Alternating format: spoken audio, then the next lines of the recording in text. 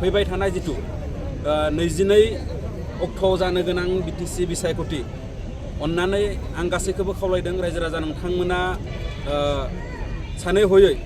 गावनि सार्थआव गावनि हारिनि सार्थआव गावखौ रैखा खालामनाय बर' हारिखौ रैखा खालामनायनि सार्थआव UPPL सरकारनो भट होयो प्रमद बर' सारखौ आरो खेनसेबाव फिन सरकाराव लाबोफिनो बिनि थाखाय आं बयनिसिमबो गुरै खावलायहरनाय जाबाय गिबियावनो गासै बर' रायजो राजासिम जोङो खुलुमनाय बावहरदों बेंगलर बड' वेलफेयार एस'सिएशन आरो हुजुर बड' ट्रास्ट तेलेंगाना बड' एस'सिएशन बेंगलर बड' वेलफेयार एस'सिएशन लोगोसे कर्नाटका बर' रैखाथि एस'सिएशननि जानानै दिनै जोङो 14/9/25 बे अक्ट'आव बिटिआर हालामनिफ्राय जोंहा आलासि सार बिथांमोना दिनै जोंखौ बेंगलर हालामाव UPPL सरकारनि दैदेननाय हान्जानिफ्राय जोंखौ खौरां लानो फैदों जोंजों सावरायलायफैदों बे समाव जोङो बिथांमोना फैनायनि थाखाय जों बिथांमोनखौ साबायखर बावो थेंक इउ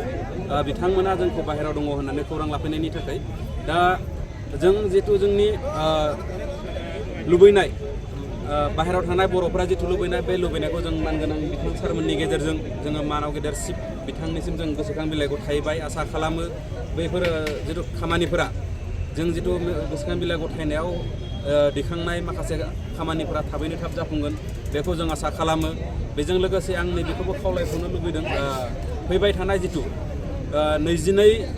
अक्ट'आव जानो गोनां बिटिसि बिसायख'थि अन्नानै आं गासैखौबो खावलायदों रायजो राजा नोंथांमोना सानै हयै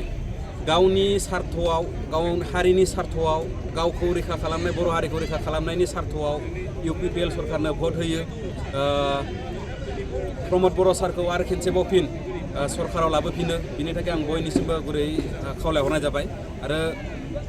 बेखिनियावनो आङो आंनि बुंनांगौखौ दोनथ'नाय जाबाय गिबियावनो तामिलनाडु रायजोनि सिङाव थानाय हुजुर बड' ट्रास्ट आफादनि जानानै आं दिनै नैबे जोंनि बेंगालर हालामाव जोंनि बर'फोरनि सुखु दुखु खौरां लाफैनायनि थाखाय जोंनि मानगोनां बिटिआरनि मानगोनां गेदेमा सारखौ आं गिबियावनो बरायग्रोनानै लाबाय आरो बेजों लोगोसेयैनो जोंनि नैबे तामिलनाडु रायजोआव थानाय जोंनि आफादा जोंनि बर' हारि बर' राव हारिमुखौ फोथांना लाखिनायजों लोगोसे गाव गावनि बर' फिसाफोरनि खैदां खैफोदाव गसंनो थाखाय जोङो बे आफादखौ दानानै लानाय जादों आरो बे आफादखौ दादोंब्लाबो जोंहा गावनि निजा मोनसेबो जिरायसालि मावख'